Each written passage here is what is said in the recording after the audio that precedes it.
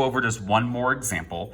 And then when I noticed, I think a lot of you guys needed some more time to finish yesterday's, Monday's Nearpod. So after this little 2-slider, I want you guys to go back, finish up Monday's Nearpod. If you already did it at a 100% level, you're good to go for today. You have a little bonus.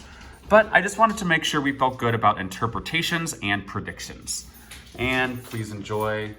My boys are having a nice little morning, so I apologize for the noise. Okay, so right here, Justin mows lawns to earn extra money.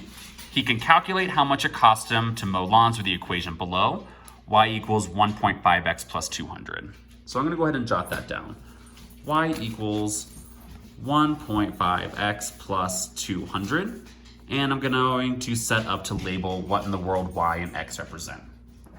So he can calculate how much it costs him to mow lawns, where Y represents the total cost and X represents the number of lawns mowed. So Y is his total cost. X is the number of lawns that he mows. So now we're ready to interpret. Now remember, our interpretation sentence stem right here always starts with the whatever the Y variable label is. Oh wow, we're really going after it, aren't we, guys? Yeah, we are. Okay.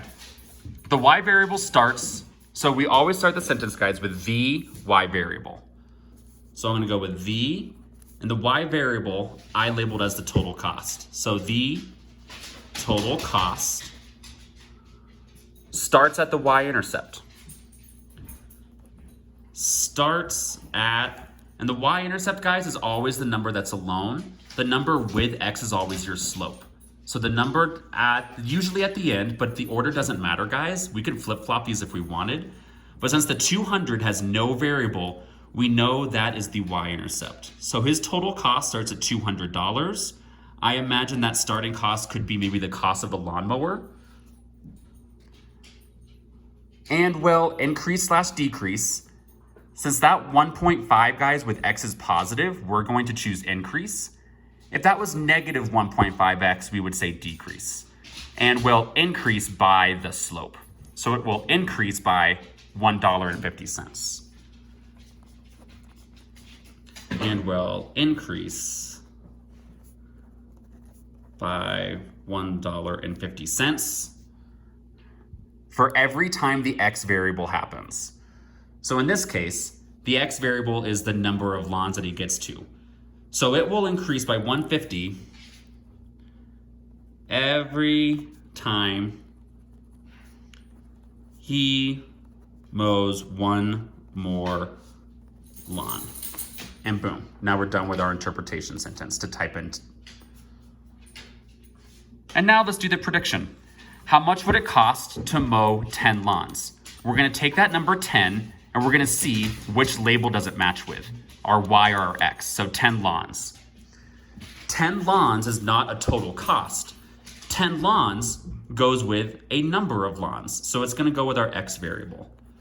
So down here, I'm gonna take the equation the way it is, and then I'm going to replace the X with that 10 in parentheses. And now we can continue looking at his costs. 1.5 times 10 is 15. Plus 200. If he mowed 10 lawns, he would have spent $215. Now let's go with the next one. Oh wow, they're flying, guys. They're flying.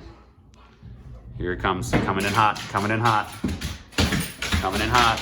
Okay, so how many lawns did Justin mow if he had to pay $209? So we're gonna take that number and decide, is it Y or X?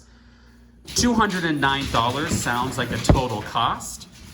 $209 is not a number of lawns. Sorry about the dogs, guys. So since 209 is a total cost, I'm gonna plug that in for Y. And now I need to solve for X. We are going to save the close number until the end. We're gonna do the opposite and get rid of the far away number first. So the opposite of adding 200 is subtracting 200. So we'll get 9 equals 1.5x. And then we'll divide both sides by that 1.5. And you'll just need to take that to your calculator to get your final answer.